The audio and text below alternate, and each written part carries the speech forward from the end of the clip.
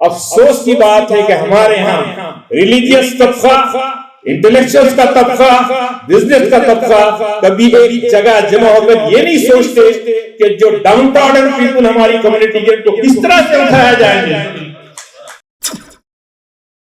جناب ناظم الدین فاروقی۔ السلام علیکم۔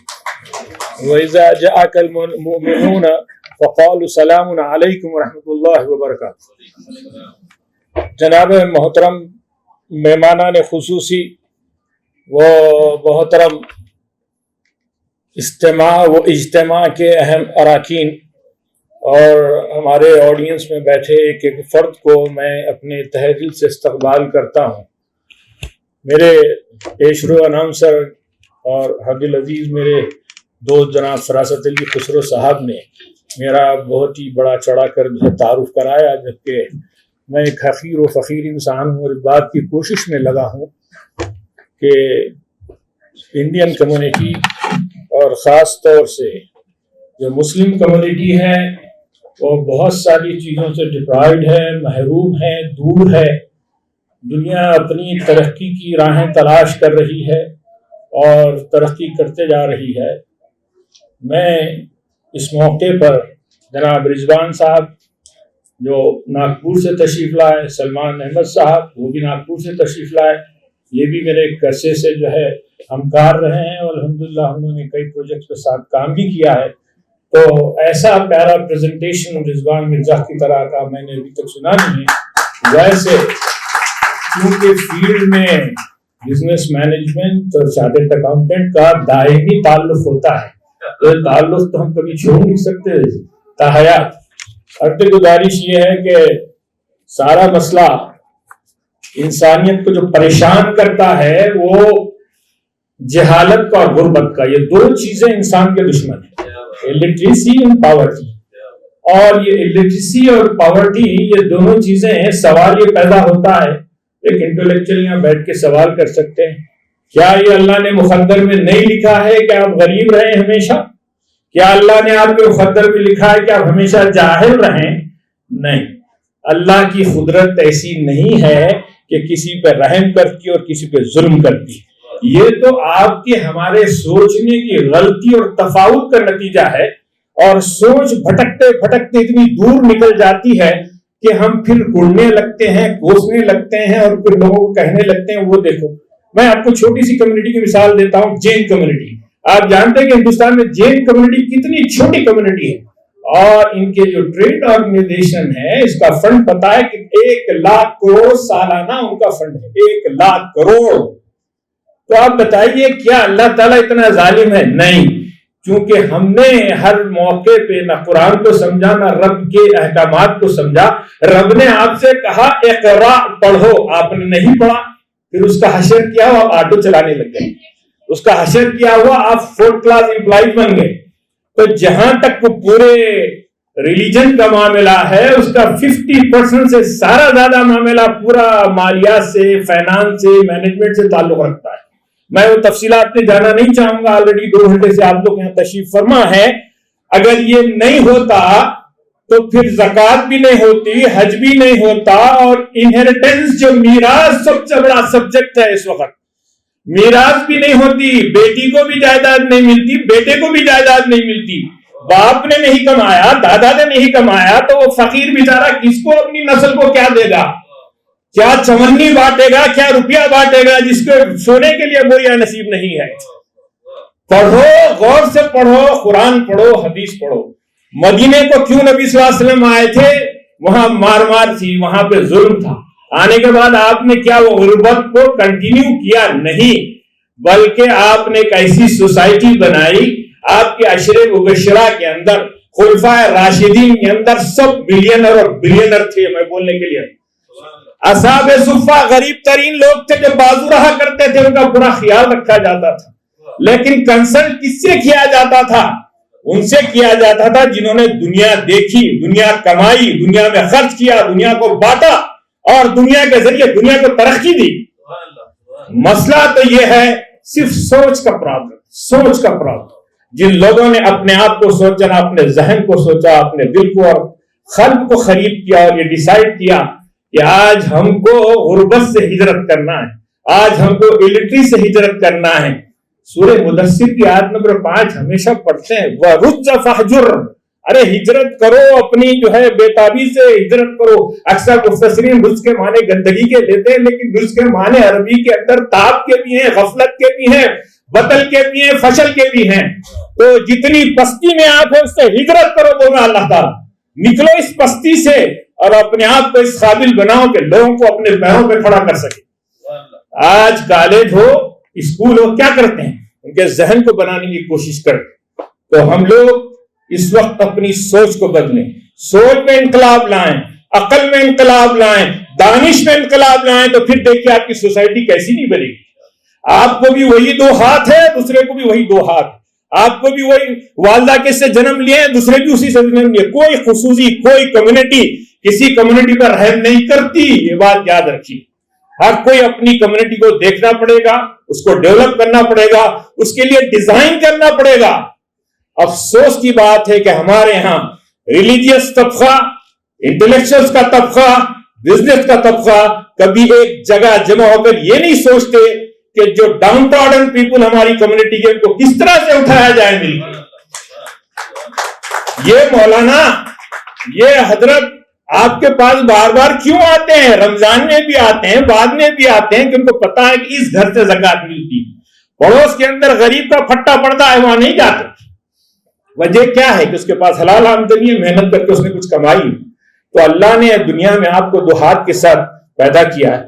میں نے اپنی کتاب میں روز کا اور آسکا کا جو قدیم کانسیپٹ ہے, جاپنیز کا اور چائنیز کا, پورا ڈیٹیل لکھا ہے.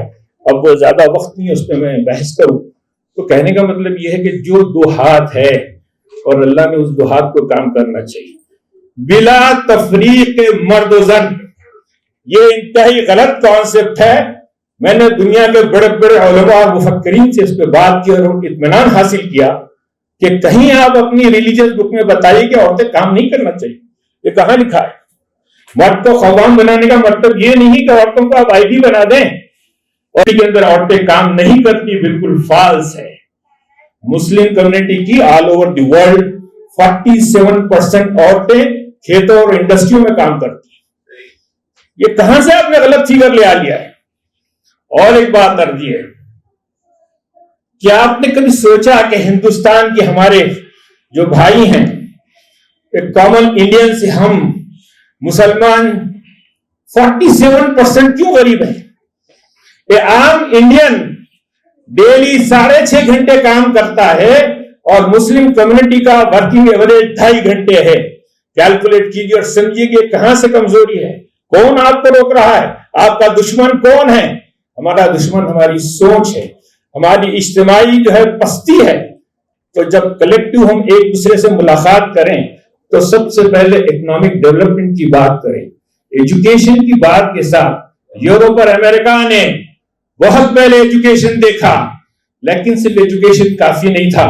انہوں نے ایک زبردست پالیسی اختیار کی, ایجوکیشن کو بزنس کے ساتھ جوڑ دیا, تو آج دنیا کی امامت کر رہے ہیں.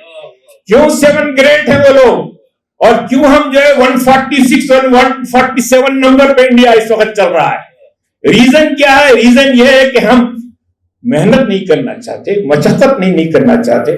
وہ سالہ سیم مشکورہ, میں نے اس سے پہلے بھی اسی جگہ پہ گفتگو میں نے بتایا تھا.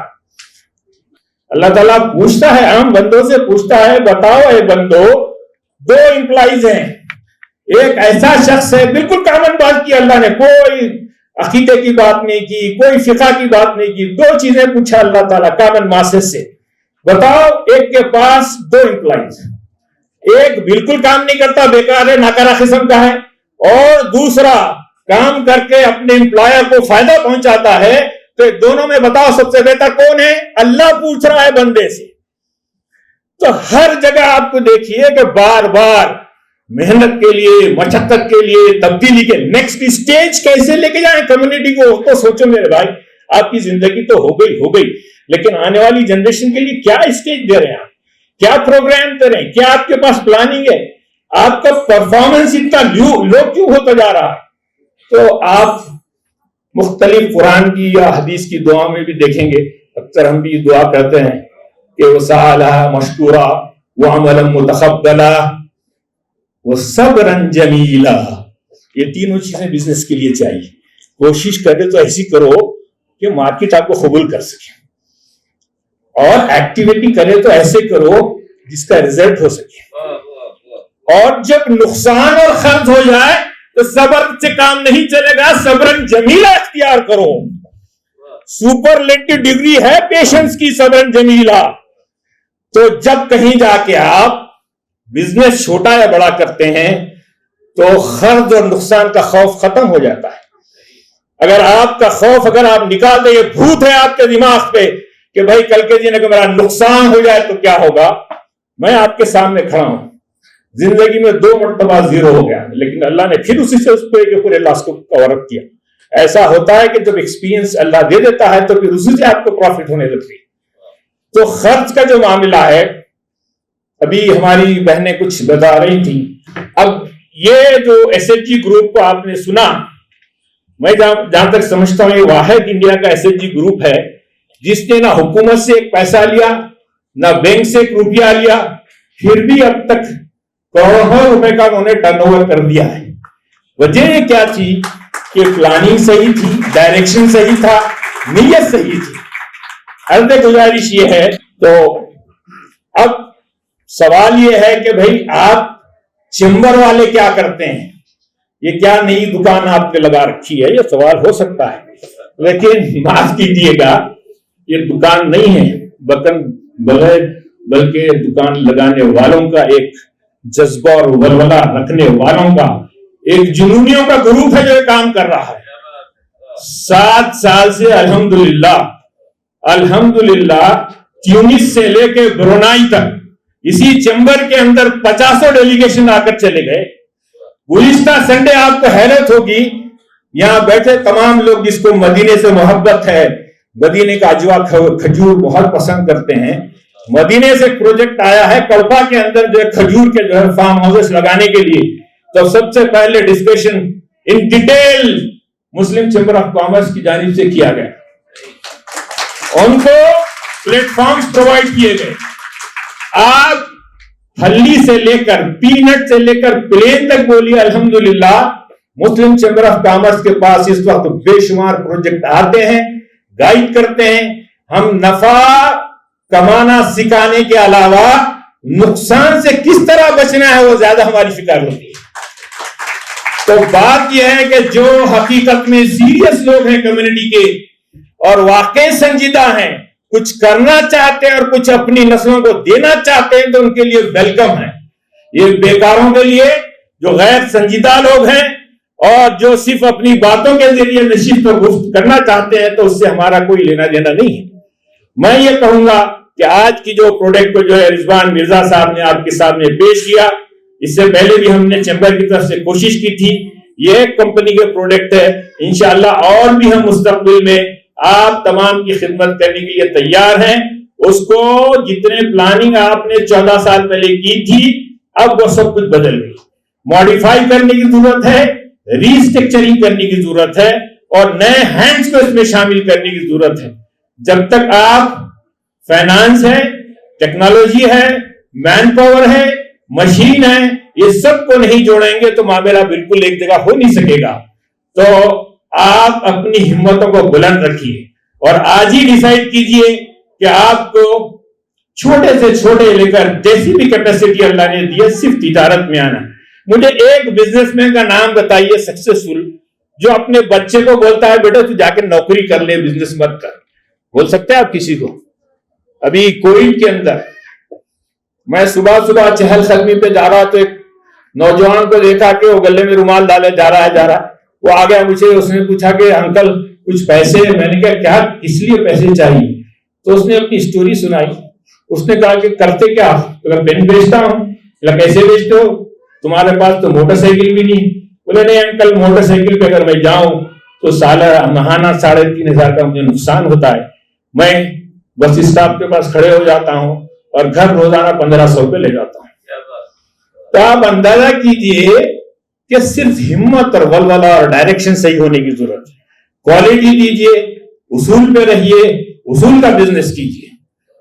ہمارے اصول دنیا کے اصول تجارت میں بالکل مختلف نہیں ہے. وہ رب کائنات کے وہی اصول ہیں بزنس کے ساری دنیا کے, چاہے وہ افریقہ کا بلیک ہو یا امریکہ کا وائٹ ہو یا ہندوستانی ہو یا پاکستانی ہو. آپ کو صادق الامین بننا پڑے گا, آپ کو صادق الامین بننا پڑے گا. حضرت شعیب کی قوم پہ کیوں عذاب آیا؟ وہ اس لیے کہ تول میں نیچے اوپر کرتے تھے. ماپ تول کی اگر کمی کریں گے تو اس پہ عذاب ہے. تو آپ کو قولاً سدیدہ سچی بات کرنی پڑے گی, وعدہ خلافی نہیں کرنی پڑے گی. آپ کو پہلے دن سے اپنی گڈ ول بنانی پڑے گی.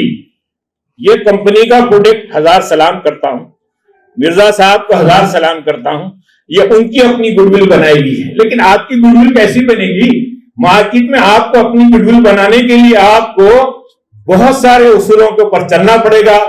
اور کسی بھی دباؤ اور پریشر میں اگر آپ دباؤ اور پریشر میں آ گئے تو مارکیٹ اتنی ظالم ہوتی کہ آپ کو کچل کے نکل جاتی ہے, کسی پہ رحم نہیں کرتی. یاد رکھیے, آپ کتنے بھی مخلص رہیں, جہاں ذرا سی غلطی ہوئی یا مارکیٹ کے اندر ٹرینڈ بدلا تو پھر سب کچھ بدل جاتا ہے. لیکن جو پالشڈ اچھے وومن پرینیور, جس کا آج کل نیا ٹرم دیا ڈالا ہے عورتوں کے لیے, تو وومن پرینیور بنیے. ہماری بہنیں بھی ہیں موجود ہیں, بھائی بھی موجود ہیں, اور الحمدللہ ہم لوگ 1 گھنٹہ نہیں 2 گھنٹے نہیں بلکہ 24 گھنٹے الحمدللہ اس کام کے لیے ہمیشہ حاضر رہتے ہیں. اور جس قسم کے بھی مشورے ہو, جس قسم کی خدمت ہو, جس قسم کے بھی آپ کو ہم سے مدد لینی ہو, تو انشاءاللہ تعالی مسلم چیمبر آف کامرس آپ کے پاس انشاءاللہ حاضر ہے. اور کبھی بھی آپ ہمیں یاد کر سکتے ہیں. آپ تمام کی آمد پر, شرکت پر, سماعت پر میں سب کا فرداً شکریہ ادا کرتا ہوں.